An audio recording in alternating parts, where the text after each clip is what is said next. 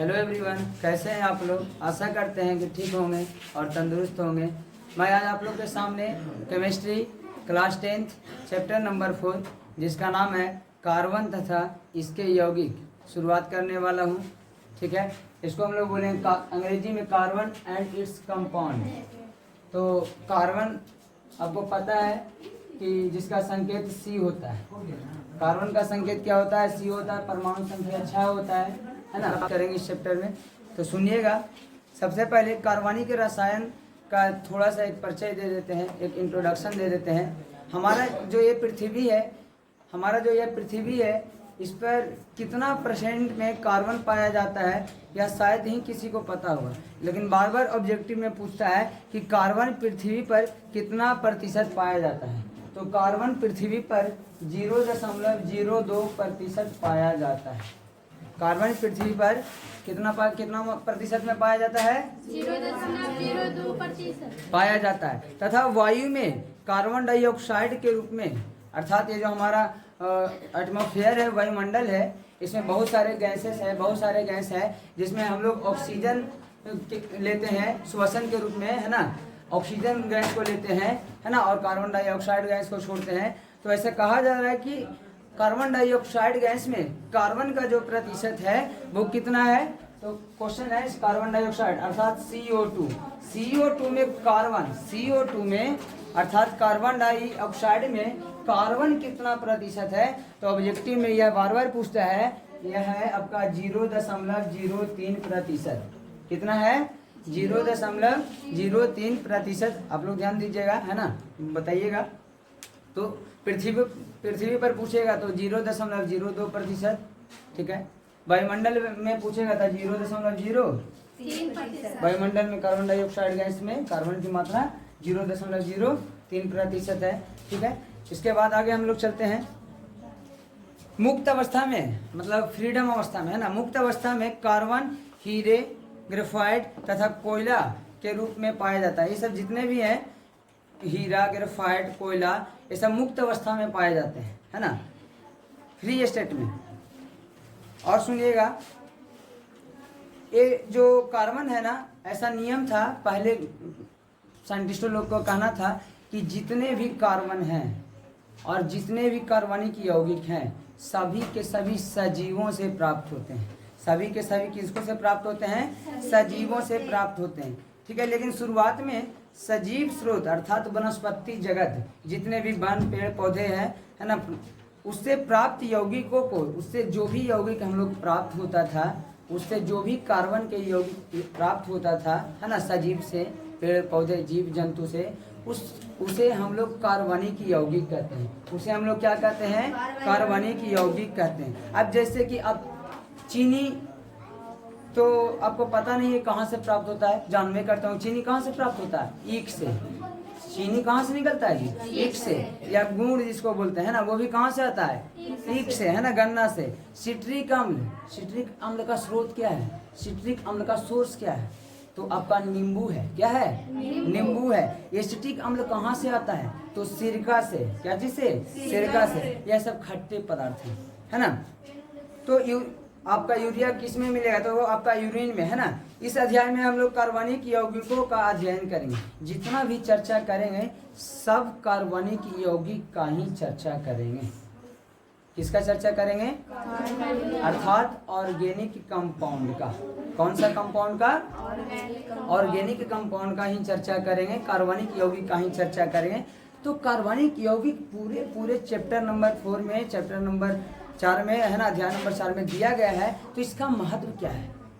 तो इसका महत्व जो है कार्बनिक यौगिकों का हमारे दैनिक जीवन में, अर्थात डेली के जीवन में, दिनचर्या में हमेशा महत्वपूर्ण है।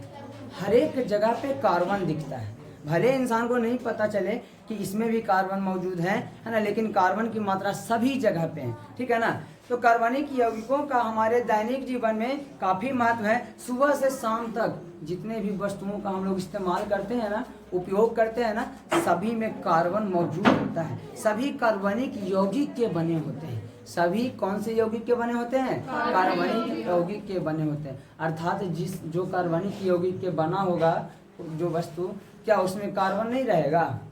कार्बन रहेगा ना, क्योंकि कार्बनिक यौगिक में कार्बन की मात्रा तो रहते ही है। कार्बनिक यौगिक बनता कहाँ से? ठीक है, जैसे हमारे भोजन हो गया, कार्बोहाइड्रेट, प्रोटीन, वसा, है ना, विटामिन, जो भी हम लोग लिखने में कागज यूज करते हैं, कपड़ा पहनने के लिए यूज करते हैं, चमड़ा, साबुन, रंग, प्लास्टिक की वस्तुएं, ये सब जितने भी हैं सभी के सभी कार्बनिक यौगिक के बने होते हैं। क्या चीज के बने होते हैं? कार्बनिक यौगिक के बने होते हैं। ठीक है, तो सुनिएगा इसमें ध्यान से। इसमें एक 3 गो फुल फॉर्म हम देते हैं, TNT। इसी चैप्टर में पूछता है ऑब्जेक्टिव में, TNT, जिसको हम लोग बोलते हैं ट्राई नाइट्रोबेंजीन। क्या बोलते हैं? Try nitrobenzene. क्या बोलेंगे? Try nitrobenzene. एक TNB, जिसका फुल फॉर्म होता है, सॉरी TNT है ना जी, तो इसको टाइलुइन बोलेंगे, ट्राई नाइट्रोटोलुइन बोलेंगे। ठीक है, टी से बी रहेगा तब बेंजीन हो जाएगा। बी रहेगा तो क्या हो जाएगा? Benzene, tri nitro benzene. एक में भी लिख सकते हैं, अलग अलग लिख सकते हैं। चलिए ध्यान दीजिए।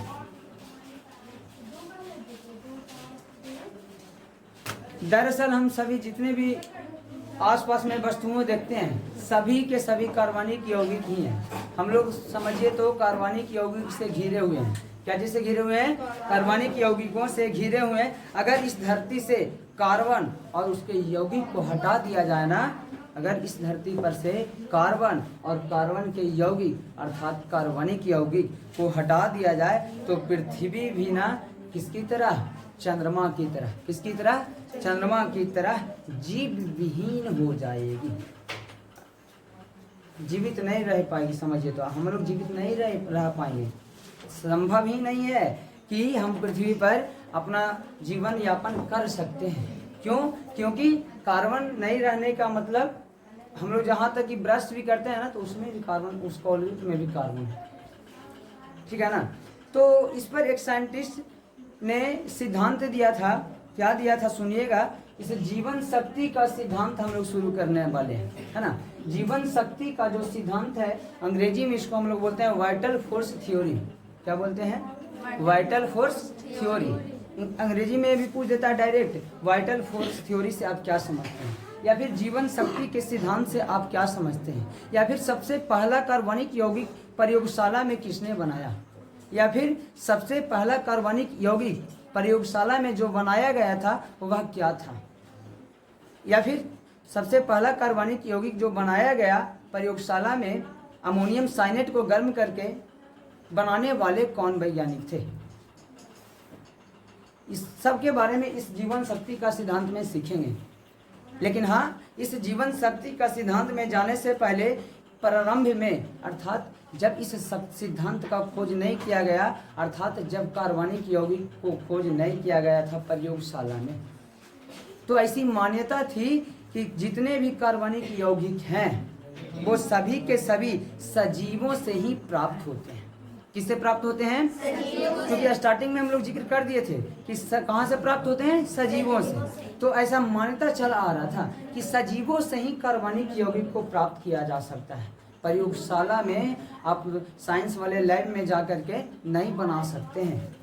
जैसे जल प्राकृतिक में ही मौजूद है, पीने के लिए, खाने के लिए, नहाने के लिए, धोने के लिए, जो भी आप यूज करते हैं जल। लेकिन क्या जल प्रयोगशाला में नहीं बनाया जाता है? तो बना करके पीजिए ना, कितना पीजिएगा, कमी होगा कि नहीं जल का? कितनों आप प्रयोगशाला में जल बना लीजिए, क्या जल की पूर्ति आप कर पाइएगा इस पूरे संसार में? नहीं। ठीक उसी प्रकार से अब तो बहुत सारा प्रयोगशाला में कार्बनिक यौगिक का निर्माण हो चुका है। लेकिन पहले कुल्ले वैज्ञानिक आता था ना, कहता था कि आप कुछ भी कर लीजिए, कार्बनिक यौगिक को ना, आप कार्बनिक यौगिक को बना नहीं सकते हैं प्रयोगशाला में, क्योंकि यह सजीवों का अंश है। क्योंकि यह किसका अंश है? सजीवों से ही प्राप्त किया जा सकता है। इसीलिए तो इसको गलत साबित कर करके दिखाया। सबसे पहले दिखलाने वाले व्यक्ति हैं बर्जीलियस साहब। कौन सा साहब? इसको गलत नहीं साबित करते हैं, इनको गलत साबित कर देते हैं, बर्जिलियस साहब को, क्योंकि इनका एक शिष्य था, इन्हीं के प्रयोगशाला में रहा करता था, इधर उधर करने के लिए, हेल्प करने के लिए, मदद करने के लिए, अर्थात गुरु थे बर्जिलियस साहब। गुरु कौन थे? बर्जिलियस। इसको हम इरेज करते हैं, ध्यान दीजिएगा थोड़ा सा, है ना। बर्जिलियस कौन से वैज्ञानिक थे? बर्जिलियस। इन्होंने प्रयोगशाला में बहुत प्रयास किया कि हम बना दे कार्बनिक यौगिक, लेकिन संभव नहीं हो सका इनको से। तभी इन्होंने जीवन शक्ति का सिद्धांत दिया, principle of vital force theory. Principle of vital force theory इन्होंने दिया, जीवन शक्ति का सिद्धांत, है ना। तो इनका जो शिष्य था, एक गुरु थे, एक क्या थे? गुरु थे। और इनका जो शिष्य थे, ध्यान से समझिएगा, है ना, बोहलर थे। कौन थे? बोहलर। कहीं कहीं पे ऐसे भी लिख दिया जाता है बोहलर। कौन थे? बोहलर। इनका, है ना, बोहलर, अब जैसे भी लिख लीजिए, है ना, बोहलर, WOHLALER, बोहलर। हाँ, तो ऐसी मान्यता थी शुरुआत में कि कार्बनिक यौगिक सिर्फ और सिर्फ सजीव के स्रोत से ही प्राप्त किए जा सकते हैं तथा उन्हें प्रयोगशाला में तैयार करना या बनाना संभव नहीं है। कोई कार्बनिक यौगिक को बना ही नहीं सकता। जैसे इंसान बोल सकते हैं कि इंसान भगवान को नहीं बना सकता, भले मूर्ति पूजा कर ले, है कि नहीं, समझ रहे हैं। बना पाना संभव तो नहीं है, लेकिन लोग पूजा करते हैं ना। उसी प्रकार से मानिए कि कार्बनिक यौगिक सजीव किससे प्राप्त किए जा सकते थे, प्रयोगशाला में बना नहीं जा सकते थे। कौन ऐसा बोले थे?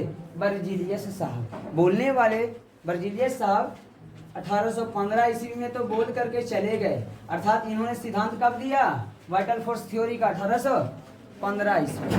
इन्होंने कहा, क्वेश्चन पूछेगा कि जीवन शक्ति का सिद्धांत से आप क्या समझते हैं, तो आप इतना ही लिखिएगा कि जीवन शक्ति का सिद्धांत 1815 ईस्वी में बर्जिलियस साहब ने दिए थे। इस सिद्धांत में कहे थे कि हम जितने भी कार्बनिक यौगिक आज देख रहे हैं, है ना, उस समय की बात है, जितने भी कार्बनिक यौगिक हैं वो सभी के सभी सजीव के स्रोत से प्राप्त किए जा सकते हैं। उसको प्रयोगशाला में बना पाना संभव नहीं है। इसी को जीवन शक्ति का सिद्धांत कहते हैं, इसी को वाइटल फोर्स थ्योरी कहते हैं। वो कहते हैं कि जिसके अनुसार सजीव पदार्थों में कार्बनिक यौगिक को निर्माण होता, मतलब टोटल कंप्लीट हो गया है, लेकिन इस धारणा का अंत हो गया, इस मान्यता का अंत हो गया। कहीं नहीं प्रयोगशाला में बनाएंगे, ठीक है। जल हम नहीं बना, जल अभी पूरे प्राकृतिक में मौजूद है, क्या जल नहीं बना दिए हैं? बनाए हैं ना भाई साइंटिस्ट लोग, लेकिन उस जल से तो जीवित नहीं रह पाइएगा। समझिए इस जीवन शक्ति के सिद्धांत को। तो एक इनका जो शिष्य था, कौन था? बोहलर। यह प्रयोग करते रहते कि हमारे गुरु जी कहा के गलखना कि ना बनता है, कुछ ना बनता है कार्बनिक यौगिक, कार्बनिक यौगिक को नहीं बना सकते प्रयोगशाला में, ट्राई करके देखते हैं। ट्राई करने में क्या जाता है, कोशिश करने वाले की हार नहीं होती। सुनवे किया था वो भी, जब हम लोग सुने थे तब, है ना। तो यह भी गुरु की तरह अपना काम में लग गया, मगन होकर के, ठीक है। तो इन्होंने एक, सुनिएगा, एक यौगिक है ना, जिसका नाम है NH4CNO। इसको इरेज करते हैं, है ना। कैसे इन्होंने कार्बनिक यौगिक को निर्माण कर दिया, कैसे इन्होंने, है ना, ऑर्गेनिक कंपाउंड्स को प्रयोगशाला में बना दिया, तैयार कर दिया। सुनिएगा, नाम है NH4CNO। उष्मा दिए, क्या दिए? हीट किए इसमें, H2NCNH2 डबल बॉन्ड O से। ध्यान दीजिएगा,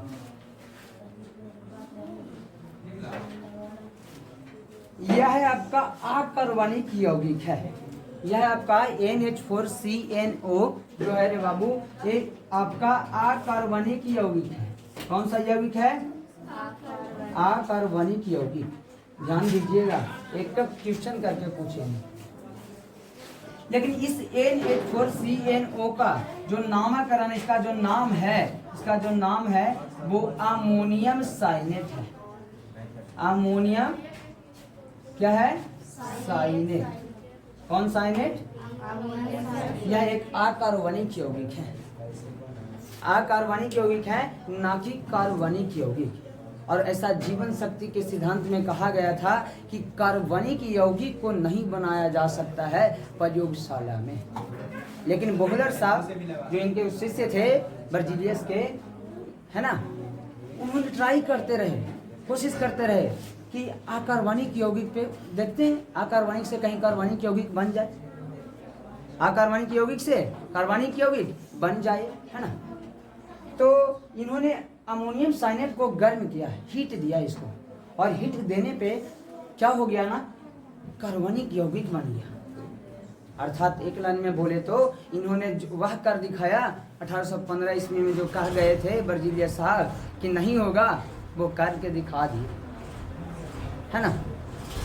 तो आप ध्यान दीजिएगा, है ना, कि बोहलर साहब ने अमोनियम साइनेट को गर्म करके, बोहलर साहब ने अमोनियम साइनेट को गर्म करके अर्थात अकार्बनिक यौगिक को गर्म करके क्या चीज का निर्माण कर दिया, कार्बनिक यौगिक का।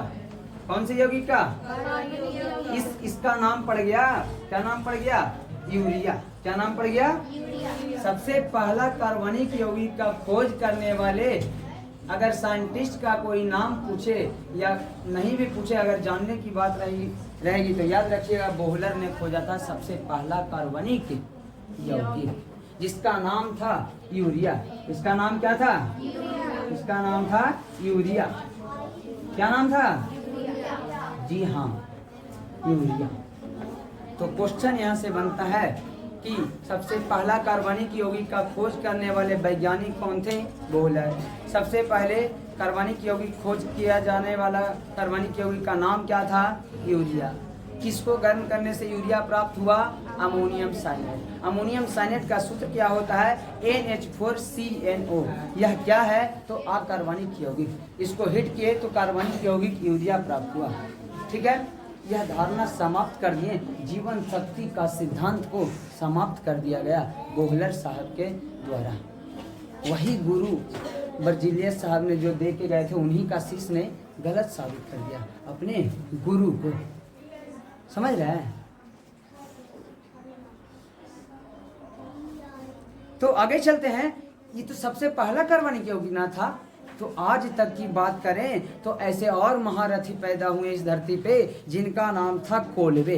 दूसरा वैज्ञानिक भी आते हैं, वह भी हार नहीं मानते हैं। दूसरा वैज्ञानिक आते हैं जिनका नाम क्या था? दूसरे वैज्ञानिक आते हैं जिनका नाम क्या था रे बाबू? कोलबे। कोलबे ये भी काम ना है, ये भी कहते हैं कुछ भी हो जाएगा, हम भी तो खोजिए के रहेंगे कार्बनिक यौगिक। जब बोहलरवा कर दिया, है ना, जब बर्जीलियस साहब के शिष्य कर दिया बोहलर, जो हमरो से छोटा है, तो हम नहीं खोज सकते हैं। कौन ऐसा कहते हैं? कोलबे साहब। इन्होंने भी कार्बनिक यौगिक का दूसरा नंबर में खोज दिया, जिसका नाम है एसिटिक अम्ल। कौन सा अम्ल? इन्होंने भी कार्बनिक यौगिक का खोज निकाला, कार्बनिक यौगिक को खोज निकाला, जिसका नाम था एसिटिक अम्ल अर्थात एसिटिक एसिड। इन्होंने भी खोज निकाला। इतना ही नहीं, इसके बाद बहुत सारे साइंटिस्ट आते हैं। तीसरा नंबर में आते हैं आपका बर्थेलो साहब, दूसरे वैज्ञानिक से खोजने वाले कार्बनिक यौगिक को। तीसरे वैज्ञानिक आते हैं, थर्ड नंबर का जो वैज्ञानिक है ना, थर्ड नंबर का जो वैज्ञानिक है वह आपका आते हैं बर्थेलो साहब। कौन आते हैं? बर्थेलो। इन्होंने पता है किसका खोज किया? वही कार्बनिक यौगिक, वही एल्किन एल्काइन जो हम पढ़ते हैं, मेथेन एथेन प्रोपेन, अर्थात सबसे पहला कार्बनिक यौगिक जो आपका यूपेक नेम में पढ़ना रहता है। क्या है यूपेक सिस्टम वो बाद में बताएंगे, है ना।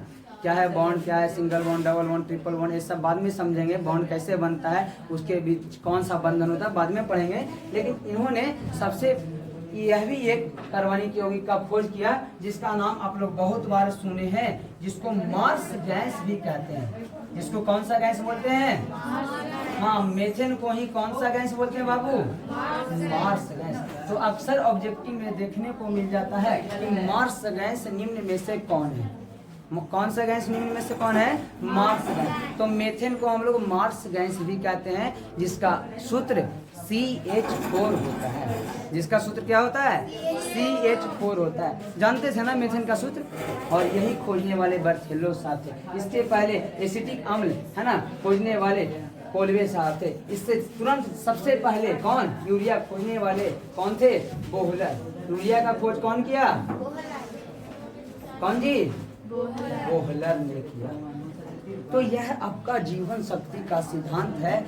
यह आपका कार्बनिक यौगिक का जो शुरुआत चैप्टर है यही से होता है ना। तो आज तक और अब तक 1,60,00,000 कितना? 1,60,00,000 है ना, 60 लाख इतना आपका खोज हो गया है। क्या खोज हो गया होगा आप बता दीजिए प्रयोगशाला में? किसका खोज हो गया होगा? किसका? कार्बनिक यौगिक का। अब बताइए जो साइंटिस्ट कह करके चले गए, जो वैज्ञानिक कह करके चले गए बर्जीलियस साहब, क्या एक के कह जाने से सब सही हो जाता है क्या? और सब के कह जाने से भी सब सही हो जाता है क्या? नहीं, वहाँ भी गलत। कहने का मतलब आप यदि आप में विश्वास है तो आप कुछ भी कर सकते हैं। यदि आप में क्षमता है कुछ करने का है ना तो आप कुछ भी कर सकते हैं।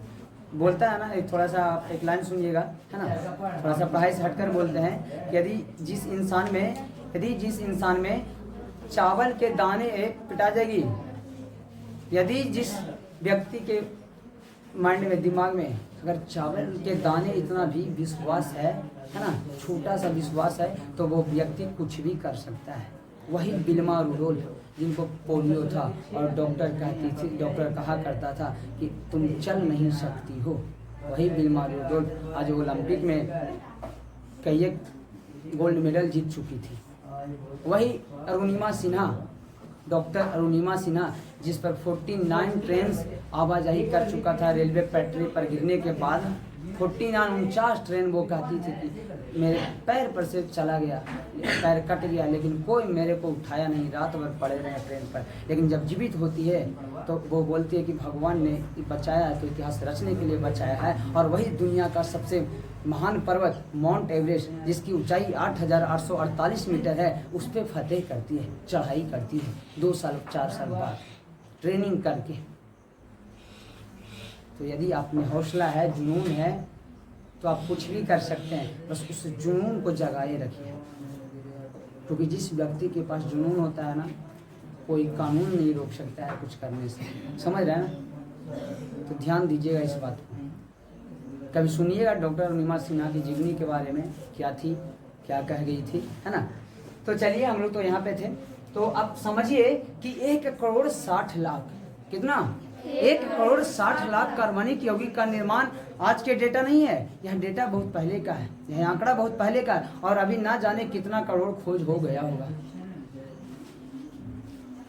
तो क्या बर्जीलियस साहब कह के गए थे, अगर बोहलर मान के बैठ जाता तो क्या कोलवे साहब आ जाते बाद में, क्या कि बर्थेलो साहब आ जाते हैं? अरे कोई वैज्ञानिक, कोई साहब, कोई मैम नहीं आते नहीं आते, क्योंकि सबसे पहला कदम उठाने वाला कोई एक व्यक्ति ही होता है अच्छे से चलने के लिए, कुछ अच्छा करने के लिए। तब पीछे से लोग आते हैं, हिम्मत मिला कर, जब वो कर दिया तो हम भी कर देंगे। समझ रहे हैं? तो आप मन में बैठा लीजिए, कोई उदाहरण खोज लीजिए, जब वो कर दिया तो हम भी कर देंगे।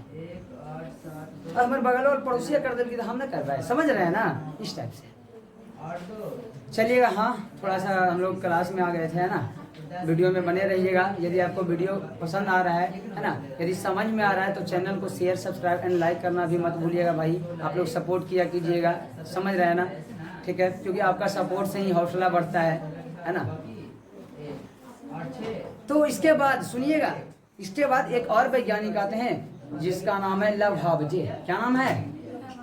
लभावजे ने प्रयोग द्वारा यह दिखाया कि कार्बनिक यौगिक, कार्बन, सुनिएगा, कार्बनिक यौगिक लभावजे कहते हैं कि कार्बनिक यौगिक, कार्बन, कौन सी यौगिक?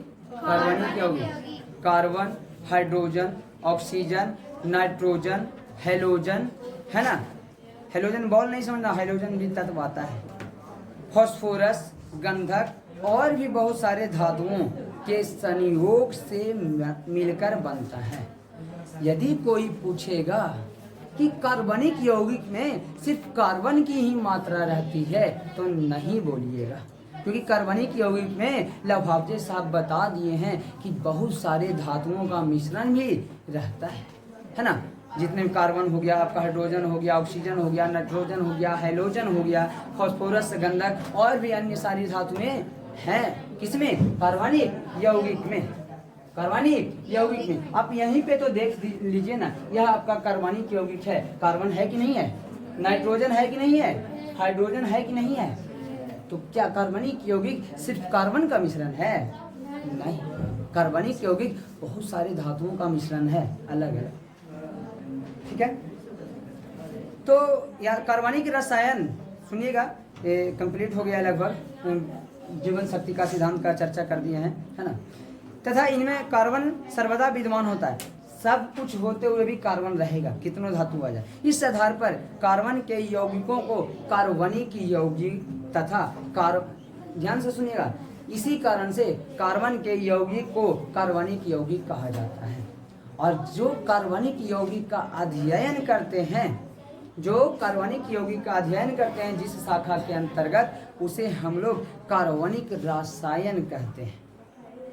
क्या कहते हैं? कार्बनिक रसायन कहते हैं। लगभग कार्बनिक यौगिक और लगभग कार्बनिक यौगिक कार्बन और हाइड्रोजन के बने होते हैं। लगभग जितने भी सभी कार्बनिक यौगिक हैं मेनली दो ही चीज से मिलकर बना होता है, कार्बन और हाइड्रोजन। और भी है, लेकिन लगभग सभी कार्बनिक यौगिक कार्बन और हाइड्रोजन तत्वों से मिलकर बने होते हैं। ठीक है, तो अतः हम लोग कह सकते हैं कि कार्बनिक रसायन, कौन रसायन? कार्बनिक रसायन वास्तव में हाइड्रोकार्बन ही है।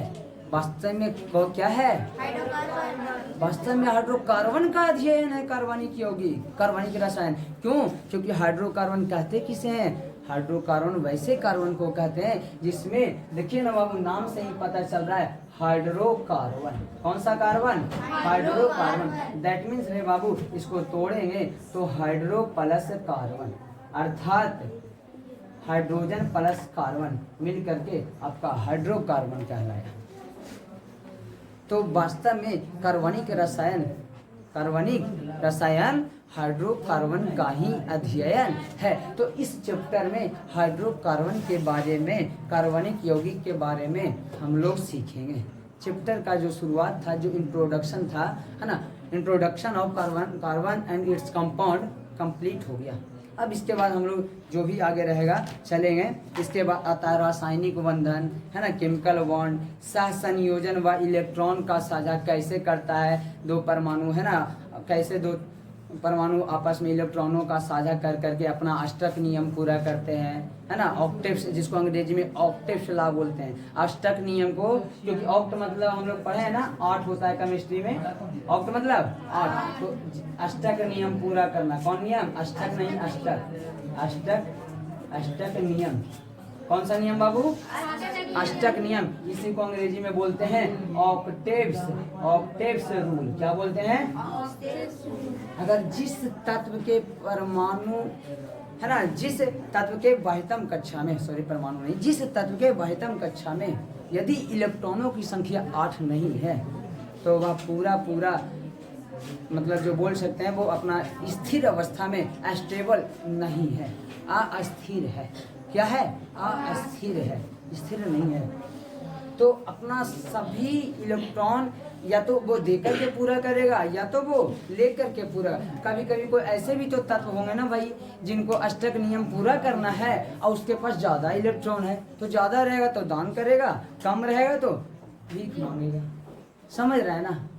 मांगेगा, दूसरे इलेक्ट्रॉनों से साझा करेगा, शेयर करेगा, बॉन्ड बनाएगा। उसी बॉन्ड को तो नाम दिया जाता है आगे चल करके सहसंयोजन बंधक, संयोजन बंधन, अर्थात अंग्रेजी में कोवैलेंट बॉन्ड। कौन बॉन्ड? Covalent bond. जैसे हम आपको एक एग्जांपल से समझाते हैं, थोड़ा होल्ड रहिएगा, आप लोग ध्यान दीजिएगा, वीडियो में बने रहिएगा, समझ में आ रहा होगा तो, है ना, नहीं समझ में आ रहा हो तो आप लोग को तो बोलना नहीं पड़ेगा कि छोड़ के जा सकते हैं, है ना।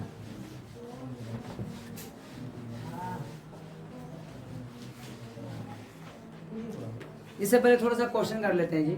सबसे पहला कार्बनिक यौगिक निर्माण किया गया था प्रयोगशाला में, उसका नाम क्या था? बोहलर प्रयोगशाला में थे जी। बोहलर तो वैज्ञानिक थे, कहाँ ध्यान रहता है। सबसे पहला कार्बनिक यौगिक प्रयोगशाला में बनाया गया था बोहलर के द्वारा, उसका नाम क्या था? कमेंट बॉक्स में लिखिएगा जो लोग अगर वीडियो में बने हुए हैं अंत तक। भाई ये लोग तो थेथर है, जो बहिरवा सांप बोलता है वो बहिरवा सांप है। कौन सा यौगिक? उसका नाम कार्बनिक यौगिक तो बनेबे किया, उसका नाम दिए होंगे ना कुछ।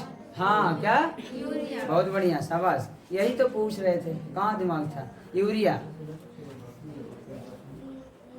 है ना। बताइए, ऐसे करते हैं है ना, जिसका सूत्र होता है NH2CO है ना, यूरिया। चलिए ध्यान दीजिएगा। अच्छा एक क्वेश्चन और भी पूछ लेते हैं। बर्जीलियस साहब ने क्या कह कर गए थे कि कार्बनिक यौगिक प्रयोगशाला में बना सकते हैं या नहीं?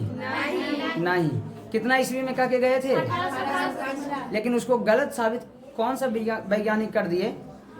बोहलर। कौन सा कर दिए? किसको गर्म करके बना दिए थे यूरिया? किसको? Ammonium cyanate. कौन साइनेट? हाँ, अमोनियम साइनेट को गर्म करके बना दिया। उसके बाद कौन आ गए थे जी? कोलबे। कौन आ गए थे? एसिटिक अम्ल को खोजने, है ना। चलिए फिर वही आपका कौन आए थे? बर्थेलो मेथेन खोजने के लिए, है ना। और भी लोग आते हैं, 1,60,00,000 खोज भी हो जाता है कार्बनिक यौगिक का, है कि नहीं? ध्यान दीजिएगा। गर्मी ज्यादा है भाई। हाँ, तो हम लोग चर्चा कर रहे थे रासायनिक बंधन पे। कौन से बंधन पे? रासायनिक बंधन पे। ठीक है, तो रासायनिक बंधन पे नेक्स्ट वीडियो में चर्चा करेंगे, ध्यान दीजिएगा नेक्स्ट पार्ट में। ठीक है, चलिए मिलते हैं नेक्स्ट वीडियो में। Thanks for watching. यदि चैनल को सब्सक्राइब करना है तो आपको वीडियो पसंद आया तभी कीजिएगा, अन्यथा मत कीजिएगा, है ना। हम आपसे यही रिक्वेस्ट करते हैं।